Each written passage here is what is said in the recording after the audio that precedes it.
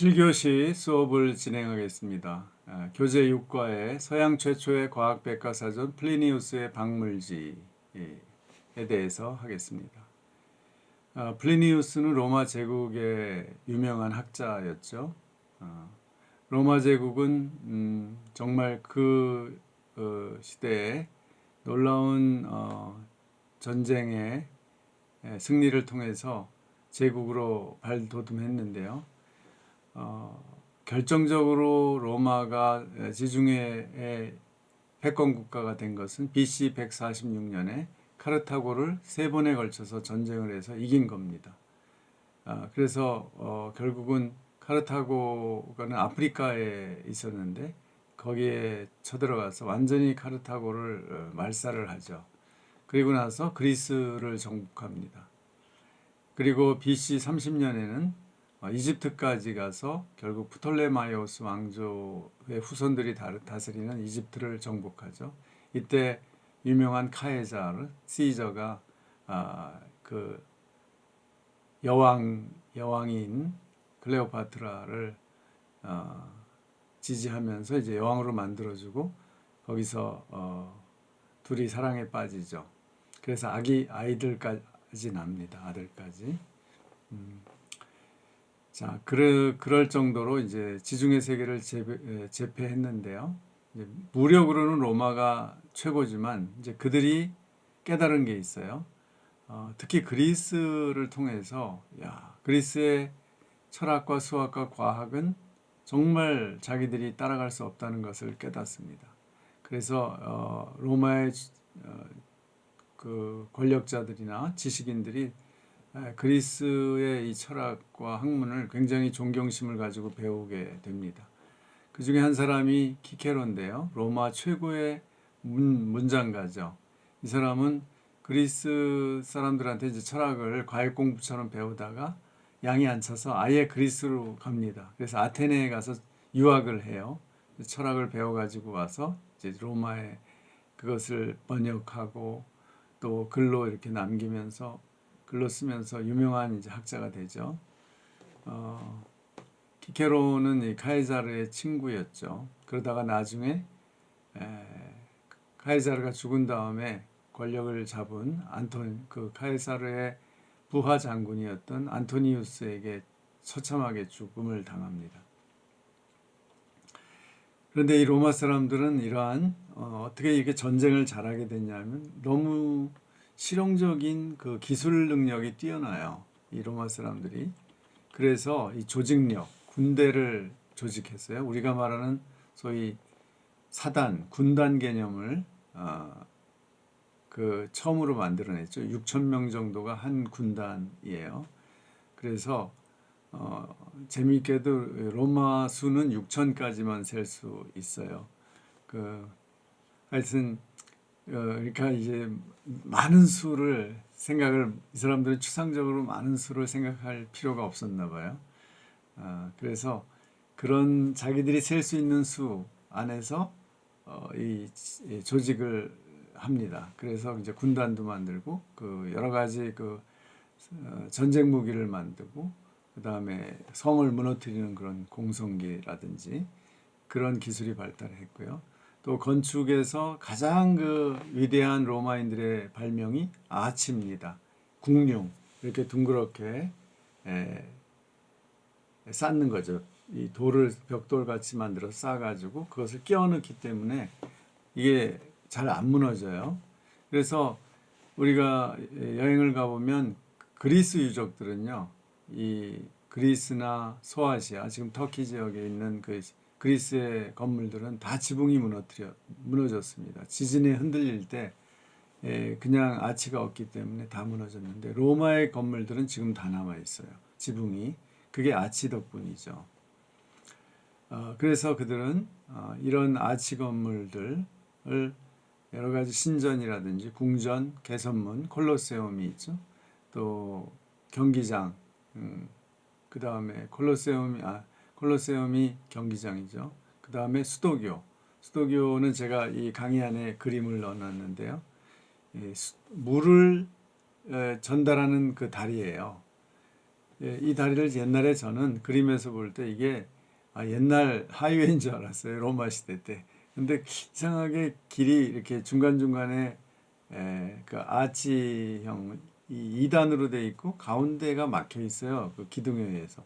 이상하다. 옆으로 다녔나 그랬는데 그게 아니라 그 가운데에 물길이 있는 홈을 만들어서 돌로 거기다 물을 흘려보내는 겁니다. 저 산 위에 수원지에 물을 흘려보내서 몇 킬로가 되는 아래쪽의 도시에 물을 흘려보내는 겁니다. 이런 문명을 만든 데는 로마밖에 없어요. 물을 하수도, 상수도 이런 건 만들었지만 이렇게 대규모로 물을 계속 보낼 수 있는 지금으로 말하면 파이프죠. 파이프 관을 이 다리를 만들면서 이렇게 보내는 데는 없습니다. 제가 폼페이 한번 가봤는데요. 거기에 이렇게 그런 외부에서 수도교를 통해서 물이 온서 폼페이 제일 위쪽에 가면은 거기가 저수지가 있어요. 그래서 그 저수지에서 또 물이 이렇게 여러 방향으로 내려와서 상수도 역할을 합니다.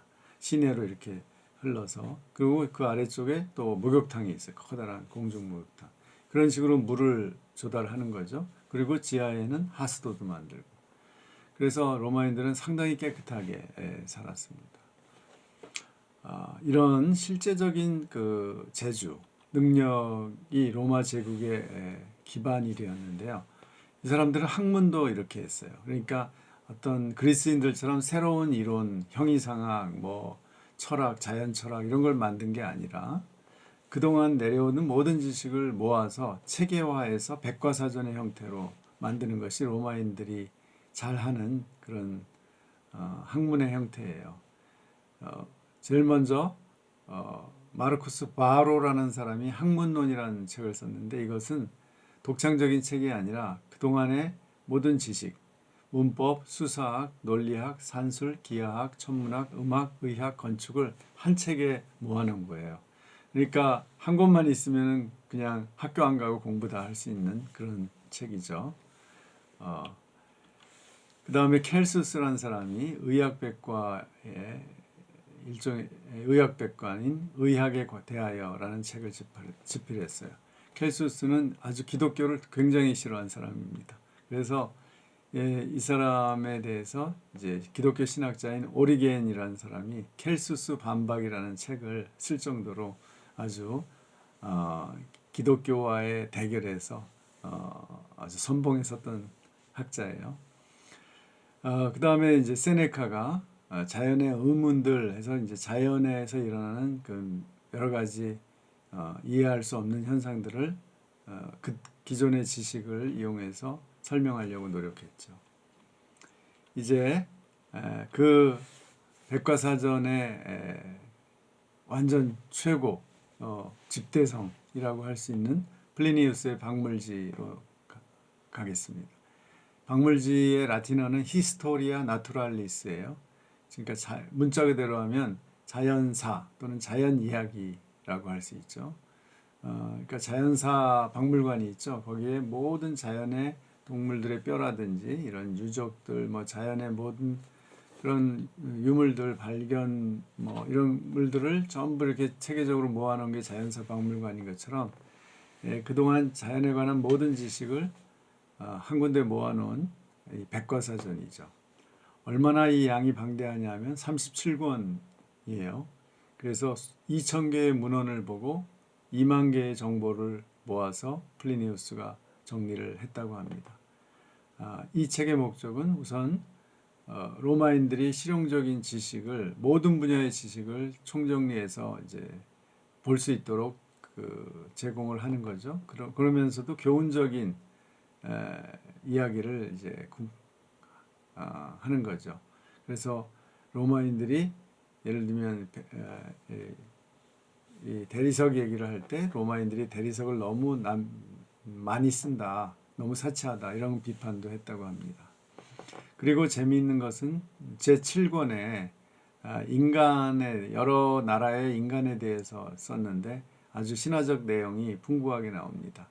눈이 하나인 민족, 또 켄타우로스 같은 인간. 켄타우로스는 그리스 신화의 반인 반수죠. 배꼽 위는 인간이고 배꼽 아래는 말이에요. 그리고 돌고래를 타고 통학하는 소년, 또 발이 하나인 종족 스키아포다스라고 해요. 어, 이, 이 종족은 발이 너무 커가지고 이 더울 때는 발을 이렇게 누워가지고 발을 들고 있으면 그 그늘이 져서 거기서 쉬었다고 할 정도로 이제 그런 신화적인 존재인데, 제가 보니까 C.S. 루이스라는 20세기의 유명한 영문학자이고 이제 기독교 변증가가 있죠. 거기에 나니아 연대기라는 그 판타지 소설을 썼는데, 거기에서 새벽 출정 후의 항해라는 챕터가 나옵니다. 거기에 바로 이 스키아포다스에서 영감을 얻은 쿵쿵이라는 게 나와요. 이 사람들이 원래 안 보이는 종족인데 나중에 보이게 되는데요. 발 하나로 이렇게 뛰어다니는 모습입니다. 예. 여러분이 강의 안에는 제가 그림 같은 걸 다 넣어놨습니다. 이 플리니우스의 영향을 한번 살펴보겠습니다. 워낙 이것이 후세 저술가들에게 영향을 많이 줬는데요. AD 3세기에 솔리누스는 기이한 사물의 집대성이라는 책을 썼는데, 이것이 이제 주로 플리니우스를 통해서 얻은 지식 중에서 좀 신기한 이야기들을 많이 모아놓은 거죠. 그런데 이것이 전승되어서 중세까지 영향을 줬는데, 중세 후기에 할리의 동물 우화집에서 그런 우화집으로 나와서 아주 대중적인 인기를 끌었다고 합니다. 그리고 1492년에 여러분 아메리카를 발견한 콜럼버스 아시죠? 그도 이 박물지를 통해서 자기가 가고자 하는 아프리카, 아시아, 인도에 대한 그런 정보를 얻었다고 합니다. 또 13세기 철학자인 로저 베이컨도 박물지를 인용했고, 1469년에 이제 라틴어로 된 박물지가 완전히 완역되어서 베네치아에서 인쇄가 됐다고 합니다. 그런데 이 박물지에 대한 비판이 나오기 시작했는데요. 그것은 15세기 말 1490년대에 나왔는데요. 이 비판이 나오는 것은 그 시대적 분위기가 르네상스이기 때문이에요. 르네상스는 그 당시에 이제 지배했던 스콜라 철학이라든지 그 당시에 이런 책들을 이제 비판적으로 보면서 더 근원적인 원천으로 돌아가자는 운동이에요.